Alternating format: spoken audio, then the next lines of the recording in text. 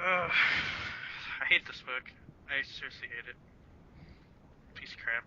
Worst book ever. And he won't throw it away. He's like, no, I have to finish reading it. I'm like, no, just don't. He's like, I have to finish. Dude, I'm not even at the beginning. I've been hitting the back page a lot. Something to the beginning. Maybe we should bring it up on a. Oh wait, I think I found it. Okay.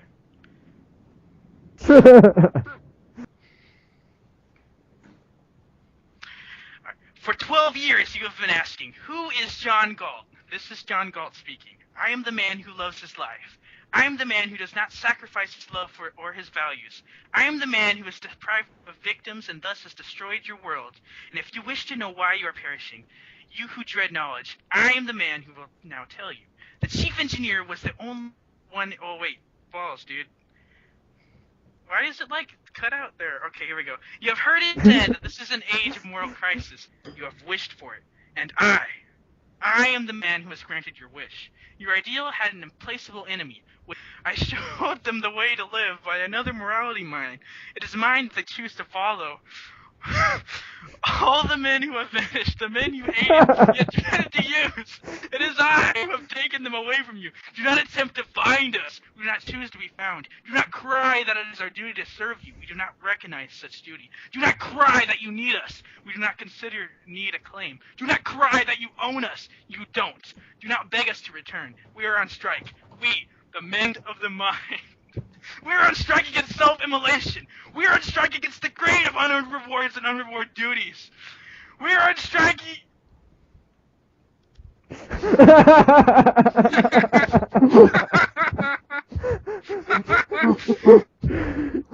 are on strike against the dogma that the pursuit of one's happiness is evil. We are on strike against the doctrine that life. We do not need you.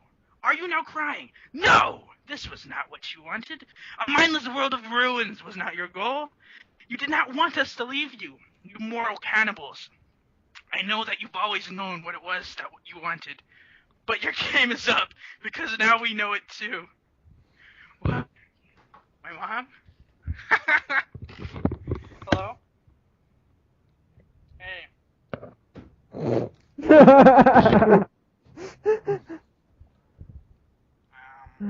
Oh. So you went AFK, but you're still here, Max? I got my sandwich and then I came back.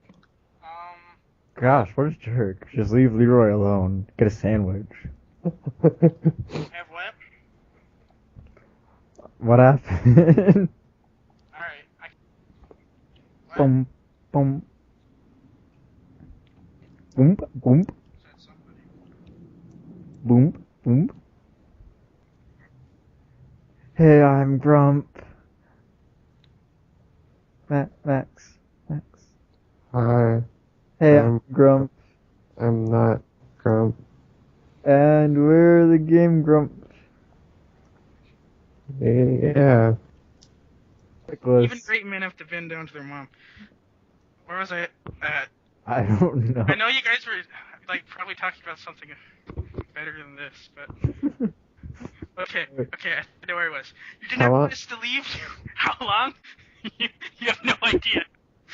You moral cannibals! I know that you've always known what it was that you wanted, but your game is up, because now we know it too. In reason, there's no reason to be moral. Whatever else they fought about, it was against man's mind that all you moralists have stood united. It was man's mind that all their schemes and systems were intended to spoil and destroy. Now choose to perish or to learn that the anti-mind is the anti-life. A living entity that regarded as means of survival as evil would not survive. I haven't said that yet. I'm going to say that. The only man who desires to be moral is the man who desires to live. Whoa, that's so easy. No, you do not have to live. It is your basic act of choice. But if you choose to live, you must live as a man, by the work and judgment of your mind. You, in the name of a single... Oh, this part's so ridiculous. Single axiom, which is the root of our moral code, just as the root of yours is the wish to escape it. The axiom that existence exists. Existence exists.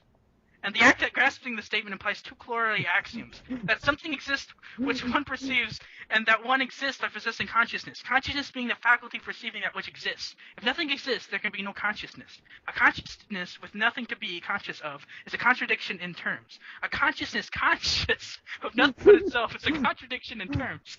Before it could identify itself as consciousness, it had to be conscious of something. If that was just whether you know the shape of a pebble or the structure of a solar system, the axioms remain the same: that it exists and that you know it. Yeah, if you didn't tell me that, I would have never figured that out. To exist is to be something, as distinguished from the nothing of non-existence. It's to be an entity of a specific nature, made of specific attributes. Centuries ago, the man who was, no matter what his errors, the greatest of your philosophers, has stated the formula defining the concept of existence, the rule of all knowledge. A is A. A thing is itself. No, wait. I say A is A, and I'm going to say it like 12 more times. Just wait. You've never grasped the meaning of its statement. I am here to complete it. Existence is identity. Consciousness is the identification. Whichever you choose to consider, be it an object, an attribute, or an action, the law of identity remains the same. A leaf cannot be a stone at the same time. Genius. It cannot be red and all green at the same time. It cannot freeze and burn at the same time. A is A. Or, if you wish it stated in simpler language, you cannot have your cake and eat it. No, that doesn't even make sense. Anyways, you cannot have your cake and eat it too, because A is egg and leaves are leaves, and you can't eat cakes. Are you seeking to know what is wrong with the world? All the disasters that have wrecked your world came from the leaders' attempts to evade the fact that A is A. All the secret evil you dread to face within you, and all the pain you have ever endured, came from your own attempt to evade the fact that A is A. No one knew this until now, that A is A. No one knew it was A. You evaded was to make you forget that man is man. Man cannot survive except by gaining knowledge, and reason is only means to gain it. Reason is the faculty that perceives, identifies, and integrates the material provided by his senses. The task of his senses is to give him the evidence of existence, but the task of identifying it belongs to his reason. His senses tell him that only that something is, but what it is must be learned by his mind. You okay? Okay. You talking No, dude. I just found out that the only way you can think is by thinking, man. That's like, dude, it's crazy. It's crazy. It's foreign to me. I don't know what he means. Holy crap. So, if I think, I become the greatest man alive. That which you call your soul or spirit is your consciousness. That which you call free will is your mind's freedom to think or not. If you were to speak your kind of language, I would say that man's only moral commandment is, thou shalt think. But a moral commandment is a contradiction in terms. The moral is the chosen, not the forced, the understood, not the obeyed. The moral is rational and the reason accepts no commandments. Okay, so I'll tell everyone to think and that you must think, but if you do have to think on the grounds that you have to think, then you shouldn't think. You can only think when you want to think that you need to think. Yours, lightning calculators. What? Lightning calculators, giving you a sum of your profit or loss. You have no choice about your capacity to move with the annoying machine which you, driver, have corrupted. Since the law of identity does not permit you to have your cake and eat it too. No cakes for a free man. Who pays for the orgy? Who causes the causeless? Who are the victims who attempt to reign of knowledge and perish in silence, lest their agony disturb your pretense? You who live like savage out of the jungle, your feelings into the Fifth Avenue. For centuries, the mystics of spirit had eat cakes. They had cakes, dropping blows have the power to reality.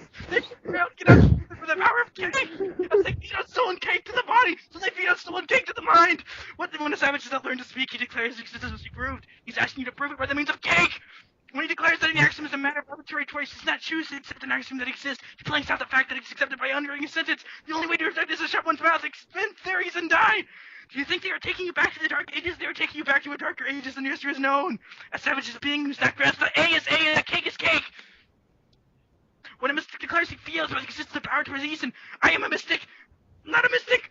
Destruction is the only end that the mystic's great has ever achieved. You were innocent enough to believe the forces that let loose today are moved up a great material project. The mystics scramble for conspiracy without leader direction, and random little thugs of a moment who cash in the agony of one land or another. We who are the living buffers between your nature of greed. 12 years ago, when I worked in your world, I was an inventor. I was of oppression that came last in human history and will be the first to vanish in the way back as subhuman. An inventor is a man who has why of the universe, unless something stands between the answer and his mind. Like a man who discovered the use of steam, or a man who discovered the use of oil. I discovered the source of energy, thus available since the birth of the globe, but which a man who had not known to use the object of worship legends about centering God. I completed an experimental motor which has made a fortune to me and those who would hire me. Motor that would raise and efficiency of every human installation using the power would give the high productivity every area spinning in living. Then at one factory meeting, I heard my sister sentence to death for the reason of achievement. I heard three parasites assert to my brain and my life and all property. They were aliens. That my right to exist was conditional and dependent on the aspects of my desires. The purpose of my ability, they said, it was to serve the needs of those who were less able. I had no right to live, they said. By reason of my competence for leaving, their right to live was unconditional. By reason of their competence. And I saw what was wrong with the world. They didn't give me my cake. If you want to know what you lost when you quit, They didn't give me my cake. whose that ideas are created, you will perish. The cake is a lie. Are you done? No! If you identify fully, you will find a triple definition of yourself. How much longer is you cry that you find no answers. You blank out in the open, a public spectacle of every form it is observed in that choice you perform, and do not say that my morality is cake, and the only approved My morality is cake. man, don't you?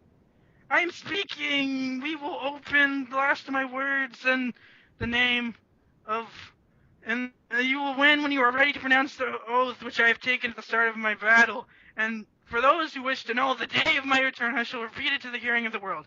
I swear by my life and my love of it that I will never live for the sake of another man, nor ask for another man to make me cake. Is that it? Yeah.